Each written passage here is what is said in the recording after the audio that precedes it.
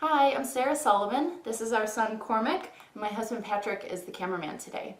Our home was built in 1920. We purchased it about 4 years ago. We instantly fell in love with the house. It has all the charm you would expect of a 1920s home, but it also has all of the energy inefficiencies you would expect of a 1920s home. Today we'd like to highlight those major issues for you, and I think we'll start in the basement. So the first thing we want to point out here in the basement are the windows. These are the original windows, single pane. As you can see with this particular one, the dryer vent is actually going through where a pane of glass should be. They're extremely inefficient. There's a lot of air transfer happening back and forth. Some of the wood on the outsides of the windows is actually starting to rot a little bit. These windows, because of them, the basement is extremely cold in the wintertime and it's not really a functional space. The other thing we want to point out in the basement is the cellar door.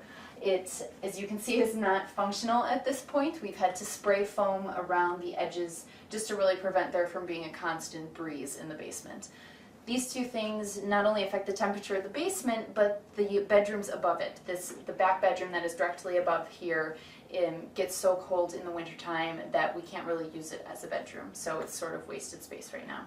Our dream for the basement is that it would really be a place, a playroom for Cormac, some place that he can come and get his energy out during the long Wisconsin winters.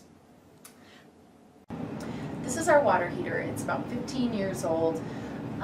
In the wintertime, it only produces enough hot water to get one hot morning shower. We had it looked at by a plumber who said it's on its last days. So ideally, we'd like to upgrade to a more efficient model or even a tankless water heater. Next, let's look at the furnace. So this is our furnace. It's 22 years old. One of the main problems we're having is actually with the ductwork itself.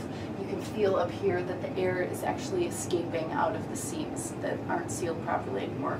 So the hot and the cold air aren't getting to the rooms where they need to be. So ideally we need to reseal the seams of the ductwork and upgrade the furnace to a more energy efficient model. Let's go upstairs and take a look on the main floor.